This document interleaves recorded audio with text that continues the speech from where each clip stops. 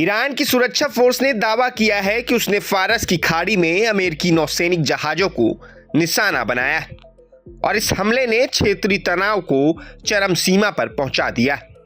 यह हमला ऐसे समय में हुआ जब अमेरिका और ईरान के बीच शांति वार्ता चल रही थी, जिससे सवाल उठता है कि क्या यह केवल दावा है या युद्ध की शुरुआत हो सकती है।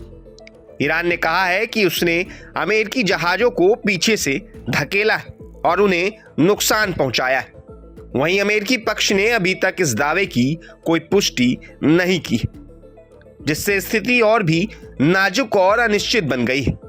अगर यह हमला सच है तो फारस की खाड़ी दुनिया की सबसे अहम नौसैनिक और तेल की लाइनों के लिए गंभीर खतरा बन सकती है, क्योंकि यहां छोटे से संघर्ष का असर पूरे मध्य पूर्व की अर्थव्यवस्था, वैश्विक तेल सप्लाई और सुरक्षा पर पड़ सकता है। ईरान की सुरक्षा फोर्स सिर्फ एक साधारण सेना नहीं, इनके पास मिसाइल, ड्रोन और नौसैनिक ऑपरेशन की पूरी क्षमता है, जबकि अमेरिकी जहाजों की तकनीक और ताकत भी कम नहीं है। और दोनों के बीच टकराव न सिर्फ क्षेत्रीय बल्कि वैश्विक सुरक्षा, अंतर्राष्ट्रीय व्यापार और राजनीतिक स्थिरता के लिए भी गंभीर खतरा पैदा कर सकता है। दुनिया की नजरें अब फारस की खाड़ी पर टिकी। हर कोई सोच रहा है कि क्या यह केवल दावे की कहानी है या इससे असली युद्ध की शुरुआत हो सकती है। इस हमले के बाद तेल की कीमतों, व्यापार मार्गों और सुरक्षा उपायों पर भी असर पड़ सकता है। और अगर स्थिति और बिगड़ती तो इसका असर सिर्फ फारस की खाड़ी तक सीमित नहीं रहेगा, बल्कि पूरी दुनिया पर महसूस किया जा सकता है।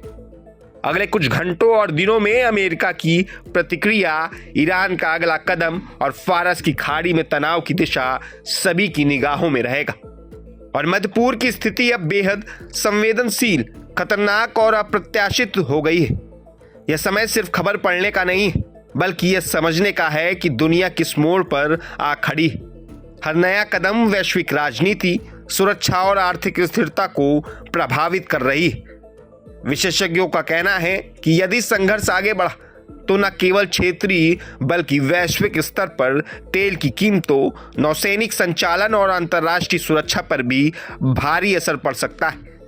यही वजह है कि पूरी दुनिया इस क्षेत्र से आने वाले हर अपडेट को बारीकी से देख रही है, क्योंकि हर नया कदम भविष्य के युद्ध या शांति की दिशा तय कर सकती है। मैं अभिषेक सिंह, प्रभात खबर के लिए। प्रभातखबर.com, विश्वास वही, रफ्तार नहीं।